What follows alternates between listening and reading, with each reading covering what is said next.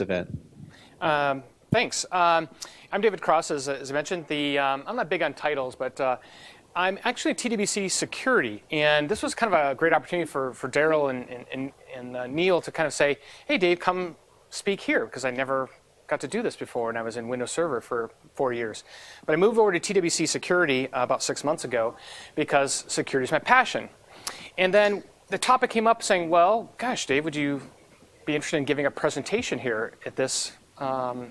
And I was like, what could I put together that would be meaningful or possibly of interest to this diverse audience of different things?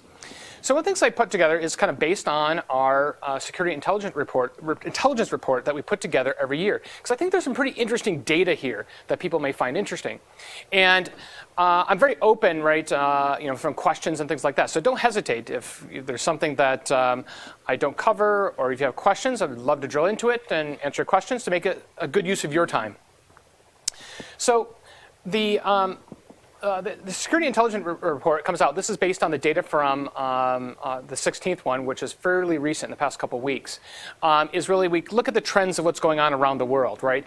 What type of exploits, what type of tools, what are the targets, where do they come from, where are they hosted? And we get this data from around the world. And we put out a report. And so with that is, we pull, where do we get the data from? Well, we get it from lots of different things. We get it from Defender or Microsoft Security Essentials. They're all the same engine. We get it from Exchange Online Protection, for spam, our endpoint protection. We also get it from, hey, we're running from Outlook.com or Hotmail.com. I still call it Hotmail. We get it from Internet Explorer. We get it from the MSRT, this malicious software removal tool. We get tons and tons of data, and we try to pull it all together. Now, all right, animation didn't get removed. So what are the trends that we're seeing? So one of the most interesting things here is remote code execution. Now, the trend has gone down.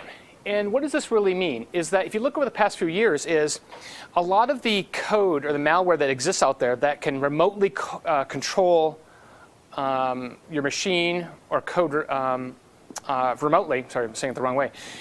Malware that can remotely control your machine or is a 0-day, it's not being used that often anymore. Do you know why? Because it's become so valuable. And actually one of the things is that actually if you have a 0-day and you remotely can control it, it's detected pretty quickly. And then all of the antivirus, Microsoft, Symantec, everybody, we detect it very quickly, and then we can eradicate it quite quickly. And so if you're going to use it, you better be able to use it for the most important things if you're in that kind of business. Or now if you actually discover them, they don't really disclose them. They sell them because they're so valuable. And so being very public about it. So that's actually an interesting trend that we're starting to see over the past couple of years. Now, you can see it also here through the other data is really, it used to be for a long time is that you would get the malware or the remote code execution would occur and stay active for long periods of time. Now it's continued to go down. And it's all about 0 days. And the 0 days are the most painful, and they're also the most common that we have to deal with. And that's why people hold them. Or I say people, and if you want to call them people, but they hold them and they use them, and because they have a very short window of how long they can use. Because people patch and service their clients, servers, and devices much more frequently than ever before. Now, when you look at also on a little bit of the trends, is then what's the other thing? Is, well, it used to be a lot about buffer overflows and things like that. Well, we've got really good tools now. If you actually look at a lot of the tools, public tools, and the ones that Microsoft we use in our products, we've really got a good handle on those. But the number one that we're seeing now in the past year or two is the use after free. And probably familiar with this. Pardon me? Oh, the use after free is kind of like the pinkish purple here. And that's the top one. So that's been one of the biggest problems we've actually had in Internet Explorer. I don't know if anyone's heard of oh, sorry, I'm supposed to repeat the question. Could I read out the colors so I can say that. So yeah, so here the one I want to call out is the trend is like the purple pinkish called for use after free, is because this is where a lot of the zero-day exploits are occurring now, especially in Internet Explorer. Is now one of the positive things is that for Microsoft is we just did their latest Patch Tuesday is we had some mitigations put in that we think is going to bring those down enormously. But that's from a programmatic, from a development standpoint, it's been a challenge in some things. Is that something that a location or object that was freed and then you just get reused because it was never zeroized, it's very, very painful. And we saw this quite a bit in some products. That's kind of the latest trend that we've seen over the past year or two. The other things we're seeing is that we did a lot of great work over the past few years with ASLR, right, and DEP, right, the address space randomization and the delayed execute protection. So we've seen a lot of progress on that. But now we're actually seeing, if you look around it, is looking at things that go around these techniques, especially the return object, things and heap spraying. And so what we're seeing is a lot of research by the malware authors out there is how to get around some of the protections that we have in Windows.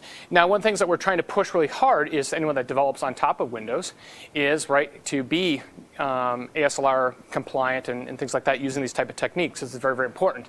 But we're still seeing a lot of research. And this is why we have one of our bounty programs is so that when people that can work around these mitigation techniques, we want to know about it. We want to detect them. We want to prevent those. And that's kind of our focus because there are some very smart people out there. Now, here's one that sometimes when we talk to customers, it really surprises people.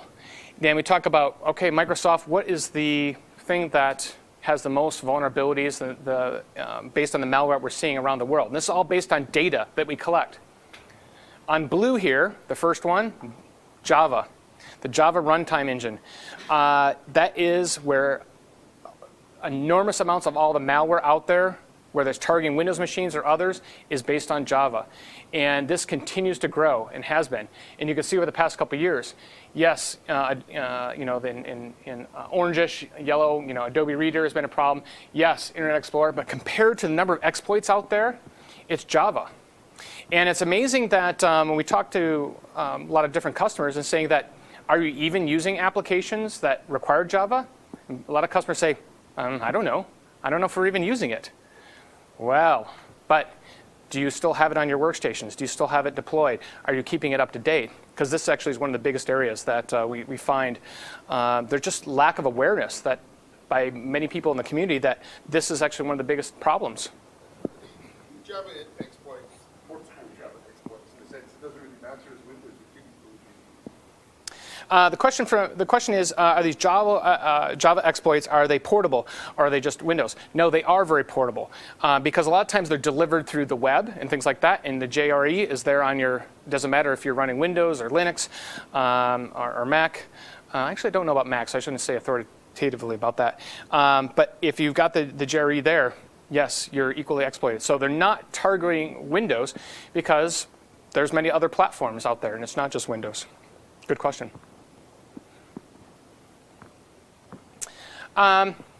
Next is, as I kind of was implying a little bit earlier here, you can see that the type of issues on the past. So historically, right, they were, if you go back, a few years ago, it's like, oh, hey, we still had lots of buffer overruns. We still had integer overflows and things like that. And now we pretty much are getting a good handle on that with, certainly with all the tools and automation that we have in our systems. We've also got, because of DEP and ASLR. But now it's the non-memory safety, type of things, types that we're seeing out there, which is the blue here. We're seeing more and more of those. And that's actually kind of challenging because these techniques get to be much more complex, right? It's not like a simple, if it's a simple buffer overflow, it's pretty easily fixed, pretty easily found. You look for other examples of it, easily fixed, patched, etc. But when some of these other exploits are found, sometimes even use after free, how you patch and manage those, or patch, identify other techniques, or something gets around ASLR or DEP, boy, it gets pretty complex. Saying, gosh, we found a way around, it's not a simple fix. And this is where it gets a little more challenging sometimes to patch them because of the implications. But this is where we continue to do work in continuing to implement things that harden it, these type of techniques regardless. I think what you see in the latest patch that came out for Internet Explorer, like the ISO heap, right? Work that was done, that reduces, I think, some of the use after free vulnerabilities that are occurring by 50, 60%. Is it 100%? No, there's still risks there. But that's where we're continuing to make our investments as a company in some of the software products. Okay, what's some of the trends that we're seeing? So as I saw in the previous slide, is here at the top, right? We're still seeing in blue, the top line, Java is still being the most commonly type of exploit that we're seeing across the data sets that we have. The second is we continue to see, and I'll drill into this a little bit more later on the second line, and kind of like the kind of a light purplish, pinkish is the Java JavaScript and HTML. So basically the web-based attacks, right? Drive-bys continue to be very, very common. So we have seen a reduction a little bit on the operating system, the third line, the kind of the orangish color, but we still see some things like that, as well as documents, Word, Office, Adobe as well. And they're still in the lower ends, but we still see the biggest trend still being in the drive-bys in the web being the biggest risk. Now, malware. So in a general sense, I think, kind of looking at the data here, is looking at the machines that we get all the data from, is so we break it down in two ways. One is the encounter rate, and second is the infection rate. Now the encounter rate on the top line in blue is users or machines that encounter malware. Okay, the purple line, the bottom line, the infection rate, is the machines that actually were infected or compromised. And so you can see in a general sense around the world from the data is 20% of the machines around the world on an ongoing basis are encountering malware, whether it's from a remote attack, whether from a drive-by on a website, whether it's through phishing or email. And it's about, I think, about 1.2% actually get compromised based on that. But I thought myself, it's still kind of quite interesting that around the world that we're still seeing the users on an ongoing average basis are encountering this 20% of the time. Quite scary, if you ask me. Now, and you say only 1% are getting malware or compromised machine. It's still pretty high. So even though 11 machines out of 1,000 is still quite dangerous. Question? Is the uptick on a quarter, is that statistically significant? The question is, the uptick at the end, that goes up, is it statistically significant? I think you have to look at this over time, right? And so even this is actually just 1 year. So I think at the moment, not necessarily. I think if I look back, I'm trying to remember if I look back data, it's still staying pretty consistent. We are seeing some downward trend on some things on the infection and the infection rate, but I think the slight uptick is not at this time. Question? Okay. So kind of looking at locations a little bit, I've got some interesting, kind of geographical data, and you can see some of the trends here, of this is where the upticks and downticks may pop out a little bit more. Is these are looking from the, selection, from the report. Is you can see that in some ways, like over the past year, the encounter rate in the United States, went down a couple of %. But you also, I don't know, maybe it's a deal with something going on right now in Brazil, with football or soccer, as Americans call it. I don't know. I'm sorry. Yet the encounter rate has gone up significantly. Why? Not sure. But it's interesting that we're seeing some of these trends, in different places around the world. And I've got some more visual slides here I think will be quite interesting. So here, this is based on all the collection points and things like that. And you can see the really hot spots around the world based on the collection points of where the encounter rate is much higher than average. Now, some people will say, there's no malware in Greenland, right? They're not encountering it. Well, there's no malware, in Madagascar that anyone's encountering. In some places, we just don't have enough data. And so I don't want anyone to be misled on a given place that you're saying that, well, gosh, Japan's the best place to be, because you won't get any malware. Actually, I was there a couple of weeks ago for vacation. It was a great place to be, but I digress. But so that you're seeing the interesting places. It's certainly, I think of you look at India and things like that. How much the encounter rate is growing up, which is quite interesting. Now, then if you build on top of that, this is the infection rate. So not just the encounter, but the number of machines that are actually getting infected and compromised. And this is well above the average when it's the dark red here, or burgundy, I think is that it's significantly above the worldwide average. And so this is kind of interesting for this quarter. Now, one thing that I have to be careful in sharing is that this was for the fourth quarter of 2013.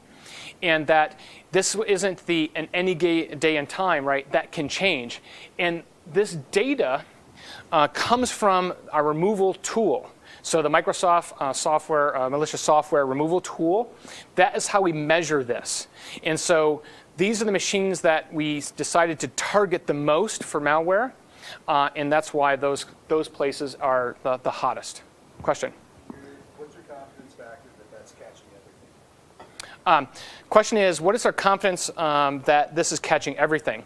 So as I was kind of implying just before the question is, it is not catching everything. And because we have to, as a company, with our malicious software removal tool, we decide what to target on a given month. Or a given quarter. Because if we went at everything, because it's a long tail, I don't think everyone would want it running for hours on days and on some machines. So sometimes we could say, here is the most prevalent thing in the Middle East and in India this year or this quarter, and we're going to target that particular software. And it's not in Australia at all, so they're like, oh, great, there's 0 encounter rate this quarter. But it may be very high in a quarter in another part of the world. So it depends on, this is why it's very interesting, but you have to watch the trends over time. But I think I have a little bit more of that data coming up here. Currently, if you look at more of the trends here, and some of this, you can see this in the online Word doc. I think it's like probably 150-page document if you want more details. Is you can see, over the past year, the location with the highest encounter rate, right, has been, Pakistan over the past year, in blue at the top. Interesting also like Vietnam, in purple, again, very high at the bottom line here.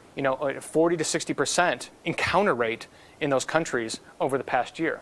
Quite interesting from a data perspective.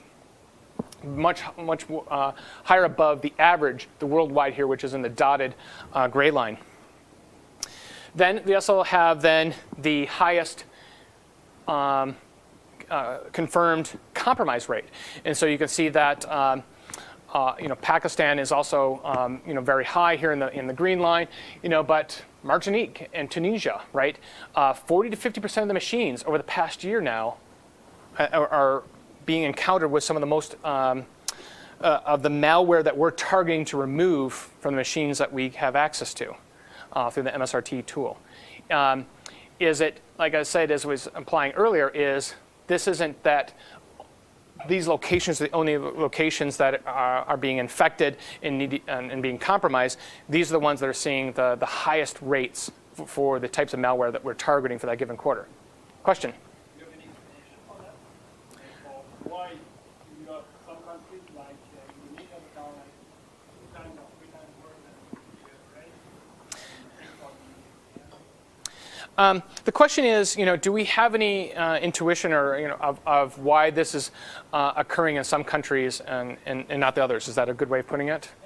Well, part of it is, I think of where we're seeing the. I don't want to say this is. I have all the data on this, but saying one is the awareness, in education. Two, of the problem space. Two is the patching and servicing. In some places that they may have PCs that are connected and on the internet, but do they get all the patches and servicing and updates that they should to remain there?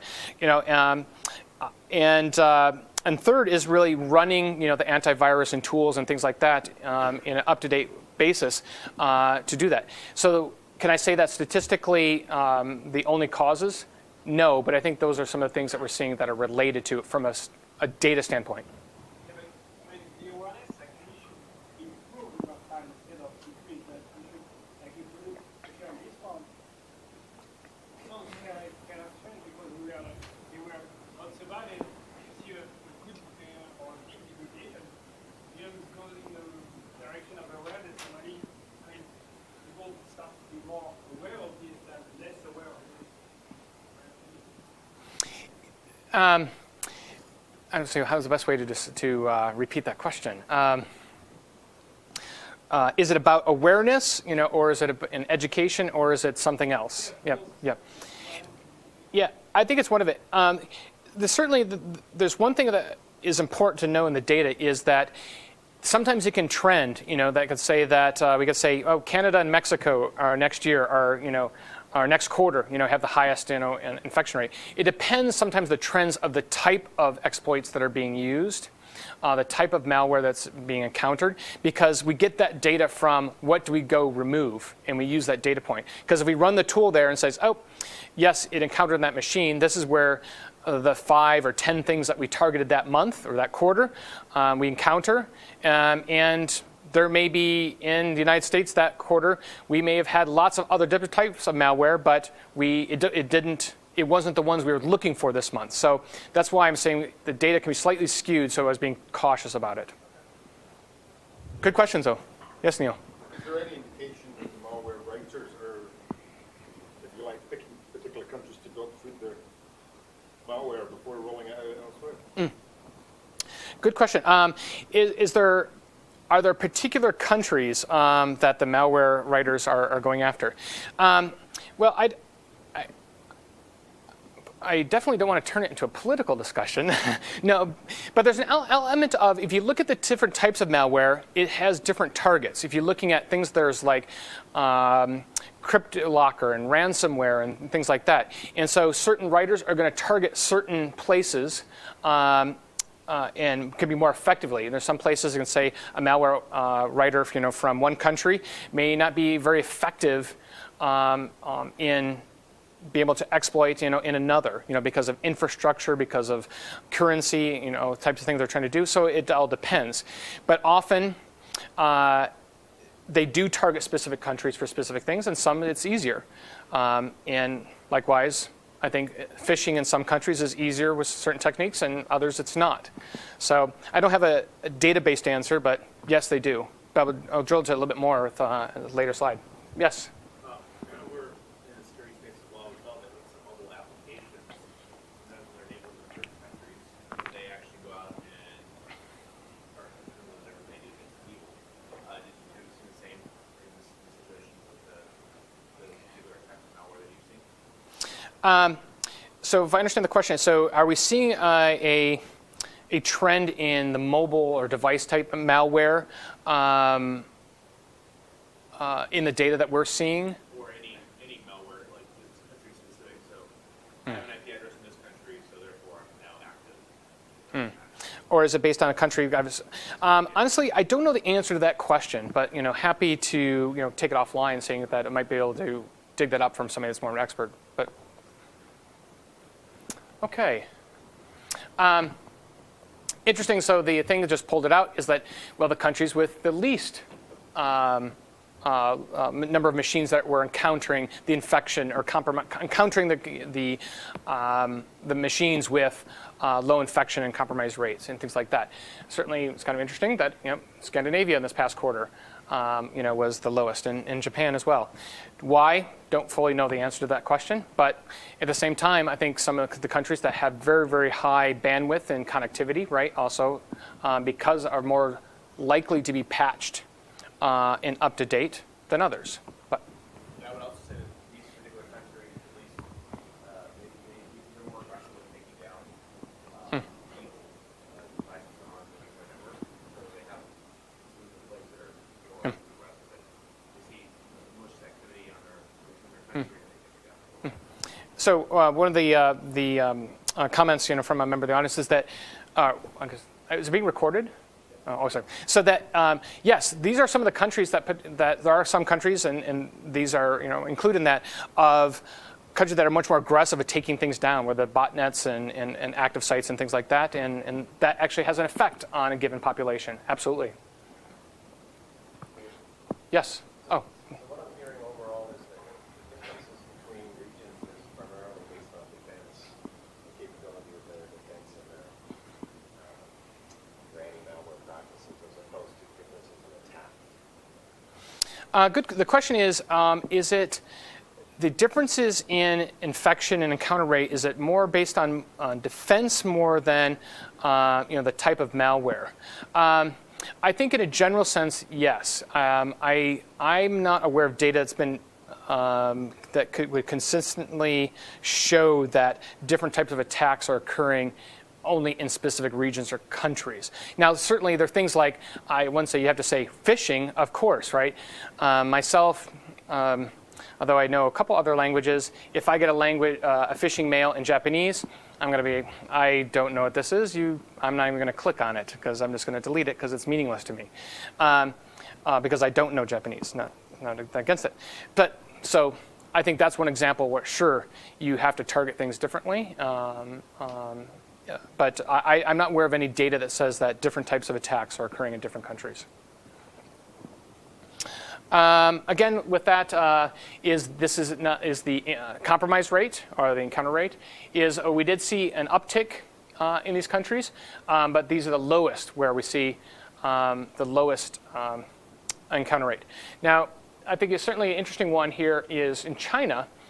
Here, which is the last line, kind of a dark, kind of purple, is that they have a low compromise or infection rate. But then this is where I remind is that this was in the past quarter things of the malware that we've been targeting for removal, right? And so does it mean that any given country is they have no malware or no compromised machines? It's that the past year these are the malware that we've been targeting. This is where we're seeing the least of it in these countries. Now, going back, I think that was kind of we're hinting at a little bit is how many people around the world are using security software. So they're using anti-malware protection, type of things. And the positive thing is that we're seeing at 80% pretty much consistently over the past year. It's really strong of yes, people are running it, and we're saying always protected. We still have around 20% that are intermediately or intermittently. So sometimes they have it on, sometimes they don't, sometimes it's out of date, things like that. It stays pretty consistent, and we still see a couple percent every year of machines that are not doing anything, and that is obviously a big target for the malware. Is when you're not running the security tools, you're not running the antivirus or things like that, or you're not running on Windows machine like Emmet. There's a lot of malware out there. As soon as they see that you're running Emmet, E-M-E-T, and like, just bail. I'm not even going to try. It's not worth their effort. And so this is kind of just interesting data point. Now, if you see that, the trend here of the machines that are infected that we are cleaning, the rate of things. So the people that have machines that are the machines that are infected and have been compromised and that we're cleaning, right? Obviously, the protected and unprotected or the intermediately protected and the protected, are way up there. Now, why do we have this big leap, from 3% on average, to 22% in this quarter, even though you're always protected? I don't have a data point behind that, other than it's just something we're going to watch, right? It's like, okay, here was a particular trend or an exploit that went wild, and we just didn't have something specific that could catch that. So it's something you have to watch over time, but it could be an anomaly here in this quarter, but it's something, the high level is if you're less likely to be infected or compromised if you are running protection software as appropriate. Now, going a little bit more on the data is that the type of malware, the top line here is, is basically various types of Trojans, and but the second one here I always like to call out is Trojan downloaders and droppers. It's just continuously the biggest things is people they go to a website and they download something or they get something that's a Trojan that then will drop other code that will then go over and take over their system. The other ones, I think, the worms and password stealers, things like that, stay pretty consistent in the lower range. But this is the upper two here. Now, I think you'll see it here from a data perspective of which types you see. I think was the question earlier, which I forgot about this this chart, is you will see a little bit based on given countries where different types of infection rates that we see based on them, based on country. So you'll see that obviously in Brazil is a high country, but I'm trying to think one that would stand out in, like here to say for, France is even 3 times the likelihood, of various Trojans than the United States. It just, there are some differences. The why, I don't know, but it's some interesting data points. So a lot of the, I think of things that we always like to call out, and there's not, about data here, it's just, it's amazing of those Trojans and droppers is like how many of these infections are occurring through just these software programs that people download around the world. It's like, oh yes, here's a tool I can use to protect my machine, or oh, it says I'm infected, so I download it, and then customers, my parents, do these things, and then we have to go wipe and clean their machines. Also, the big thing is, I think, continually growing. This past year, the ransomware is becoming quite costly, quite expensive, and quite a problem for lots of customers. Where that they get the Trojan on their machine, it encrypts all their files, and says, "Oh, you want them back? You have to, wire me money," and that's been a big problem for not just consumers, but this is where it's, I think, really getting more into the small businesses. There's lots of businesses that, boy, they didn't have a backup. They didn't have all their data protected. And if they get it all encrypted, that they could be in a big mess getting into this situation. Here you're seeing that where we're seeing it from a regional perspective, things like that, of parts of the world that we're seeing the higher encounter rates or infection rates of this. The other interesting data points is that consumers versus enterprises. And I thought this one probably doesn't surprise most people, but the enterprises are much better off in the space, but the consumers are almost 2 times more likely to be infected, than the enterprise, because the enterprise has got more controls than that. But just an interesting data point. Yeah, but would enterprise, would that just be desktop, or does enterprise include server then desktop? The question is, does the enterprise include just desktop, or does it include servers and services as well? This data does include servers and things like that. So anything that is running our tools like Defender, which is on Windows Server, as you know. So the servers are included in that. Oh.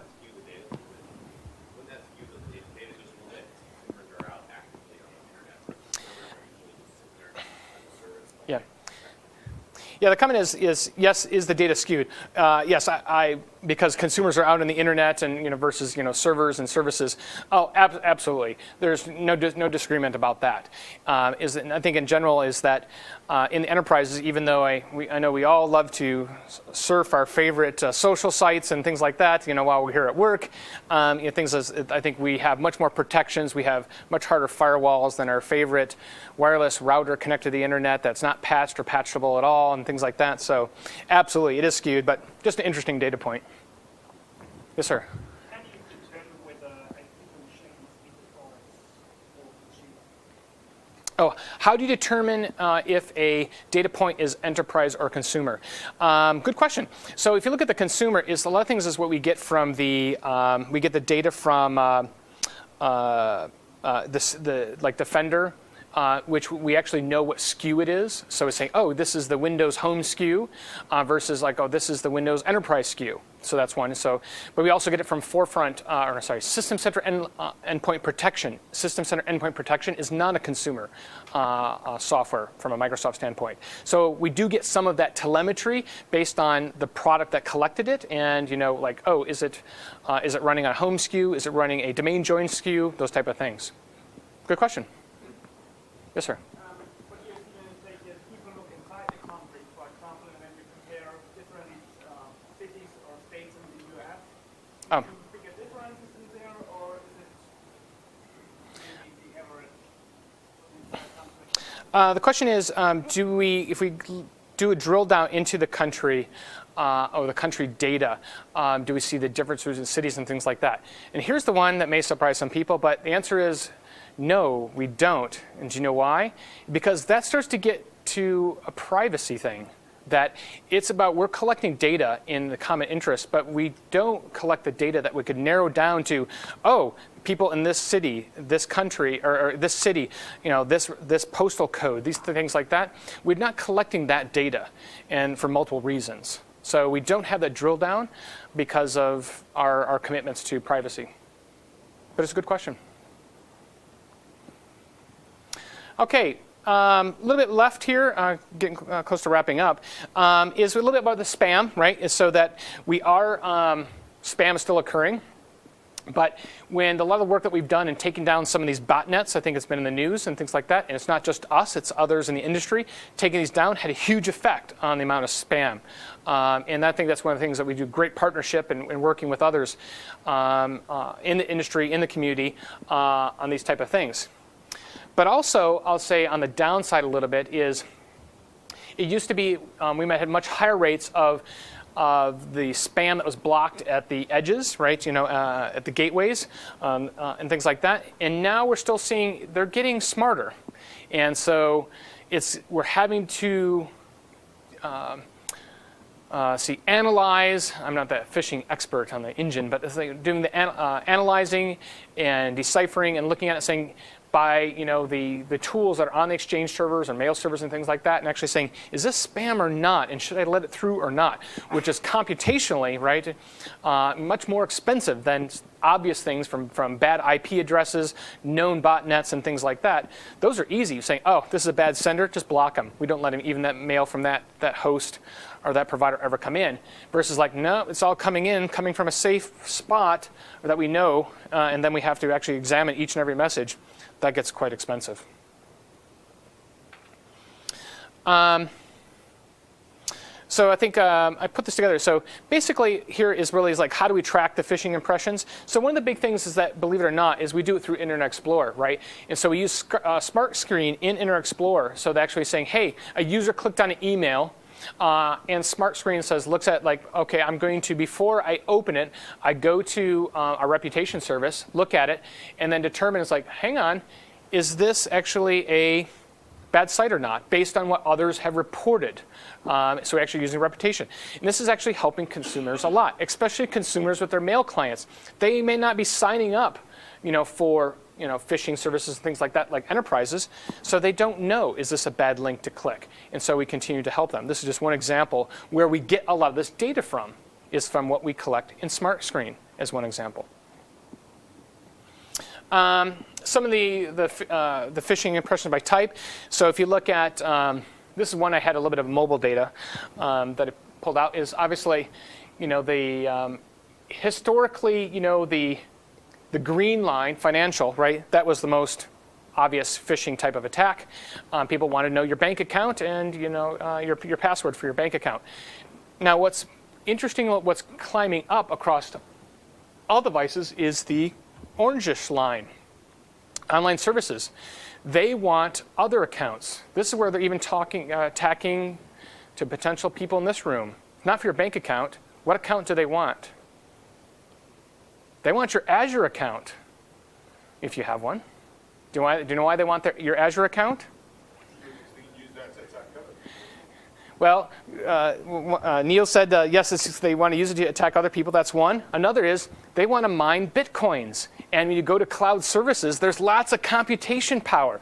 And if they can get away with it for a month, they can mine Bitcoins with these. And that's an interesting trend that we're seeing from a fraud and things. Is they want those accounts more than they want your bank account. Because your bank account... So that's kind of an interesting kind of a trend that we're seeing across in this particular area that I thought I'd call out. That's kind of interesting because it's kind of arguably less illegal. Yeah. Is it arguably interesting trend? Is it arguably less illegal? Yeah. Yeah. Clearly, Yep. someone's bank account is still money. Yep. It's obviously illegal. Yep. But if you just steal Yep. usage, it's a Yeah. bit fuzzier, isn't it? Great. Correct. And I think that's exactly, as Neil calls out, is they want usage and using these services because there's lots of cloud services available for lots of things. This is becoming one of the most valuable assets for people to take. I think, I don't know if the slide's a little bit slightly out of order, but the different things that we've seen from Smart Screen, it's not just about phishing, links and things like that, but also saying, yes, yes, you're going to, the site you're going to go to is like, yep, they're going to download a Trojan, or there's a backdoor, or a drive-by, or an exploit. We know about the site. It's not ours, but we know because it's been reported. We can block you from using it, and that's been a very, very positive thing. Okay. Phishing sites. So I think the same type of geographical data is, where are we finding most phishing sites that are hosted, which is quite interesting, I think, sometimes. Of the hot spots of the number of hosts or sites, sites that are ones that are hosting the most phishing sites, which was quite interesting. I found the one in South Africa. That was one that's caught my eye, and I don't know why. What else we have? The difference between these two. What did I make? Oh, country region. Oh, sorry. This is. I'm sorry for the confusion. This was last year, and this is the change to this year. So you can see that going back and forth, how it's evolved slightly, the number of phishing sites that are being set up and run over the past year. So it's kind of a trend there by regions. There's the side by side. Then malware distribution sites, from last year to this year. And if I have the comparison of the two. So you can see, kind of some of the changes in growth in certain areas around the world of hosting malware distribution over the past year. So last is I think where we're coming about the malware is really the drive-by attacks, right? A user connects, to a website. They get redirected, this is often one of the biggest things. Is so it could be a totally legitimate website. I shouldn't name a name because I think I'll make it look bad. But then, hey, if they were compromised and all they do are getting redirected from that known good site, through an embedded iframe or things like that, get to that bogus or that attacker site that takes that hosts the exploit and then downloads it and puts it onto the user. So the user never went to a bad website. They just went to your favorite shopping site or social site and things like that, and it got redirected to these malware sites, in a hidden frame, and it got attacked. But the user said, "I never would go a place like that," but it does happen. And this is where a lot of people are like, well, gosh, how are people getting these malware? How are they getting these Trojans? It's because of these reasons where these legitimate sites get attacked just to get redirect an end user.